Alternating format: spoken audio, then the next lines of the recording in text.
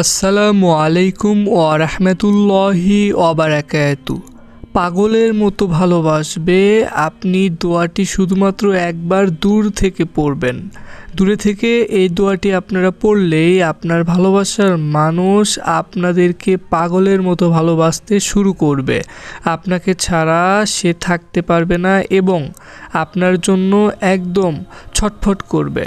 তো যদি এই ছোট্ট একটি দোয়া আপনারা একবার দূরে থেকে পড়ে যে কাউকে আপনার ভালোবাসায় পাগল করাতে চান বা আপনাকে ভালোবাসবে পাগলের মতো এটা যদি চান, তাহলে অবশ্যই এই ভিডিওটি না টেনে সম্পূর্ণ দেখবেন।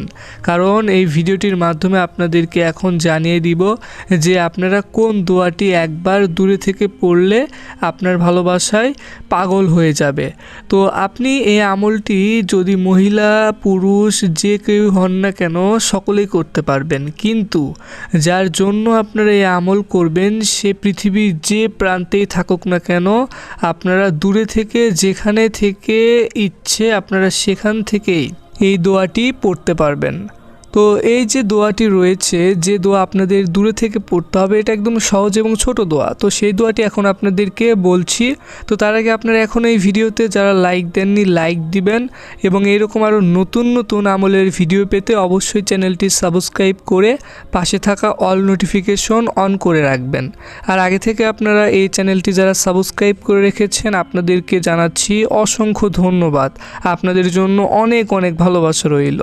তো এই যে আমলটি আপনারা যারা করবেন, প্রথমত এই ভিডিওটি কিন্তু আপনাদের সম্পূর্ণ অবশ্যই দেখতে হবে, কারণ এই ভিডিওটির একটি সেকেন্ড মিস করলে আপনারা এই আমলটির কোনো নিয়ম যদি মিস্টেক করে ফেলেন তাহলে কিন্তু এই আমল করে কোনো কাজ হবে না। তাই প্রত্যেকটি কথা আমার গুরুত্ব দিয়ে শুনবেন এবং আমি যেভাবে বলবো সেইভাবে আমলটি করবেন। প্রথমত যেটা আপনাদেরকে বলবো সেটা হচ্ছে আপনারা এই আমলটি দূরে থেকে যে কোনো জায়গা থেকে তো করতে পারবেন, কিন্তু আপনারা চেষ্টা করবেন যেন সেই জায়গাতে কোনো মানুষ না থাকে। আপনারা এমন একটি জায়গাতে আমল করবেন যে জায়গাতে কোনো মানুষ থাকবে না, কোনো হইচই থাকবে না, কোনো চিল্লাচিল্লি থাকবে না এবং সবথেকে ভালো হবে আপনারা একাকী একটি রুমে এই আমলটি করবেন, তাহলে সবথেকে ভালো হবে। আর অবশ্যই অজু আপনাদের থাকতে হবে। অজু অবস্থায় আমলটি করলে সবথেকে ভালো। যদি অজু না থাকে সেক্ষেত্রে প্রবলেম নেই, কিন্তু নাপাকি অবস্থায় কিন্তু এই আমলটি করা যাবে না। মানে আপনার শরীর যদি নাপাক থাকে সেক্ষেত্রে কিন্তু হবে না। অবশ্যই পাক পবিত্র থাকতে হবে। আর সবথেকে ভালো হবে যদি অজু করে আপনার এই আমলটি করতে পারেন। আর এই আমলটির যে দোয়া সেটা তো একদম সহজ এবং একদম ছোট। আপনারা শুধুমাত্র সেই দোয়াটি একবার পড়বেন।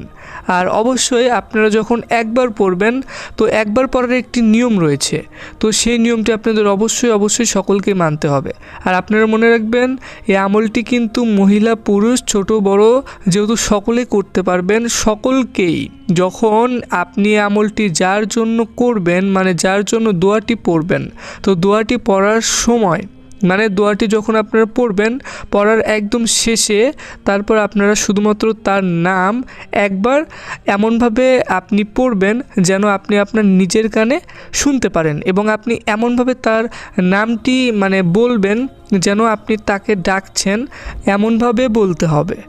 আর আপনারা যখন এই আমলটি মানে শুরু করবেন সেই সময় অবশ্যই চেষ্টা করবেন কেবলামুখী হয়ে আপনারা দাঁড়িয়ে থেকে এই আমলটি করার জন্য।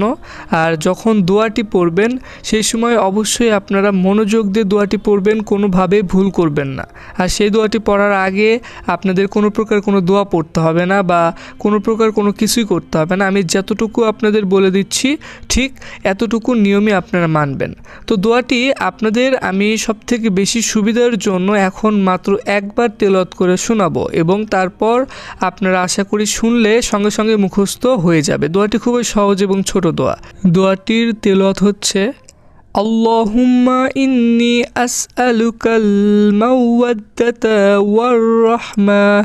আমি আবারও বলছি আল্লাহুম্মা ইন্নী আসআলুকাল মাওয়াদ্দাতা ওয়ার রাহমাহ।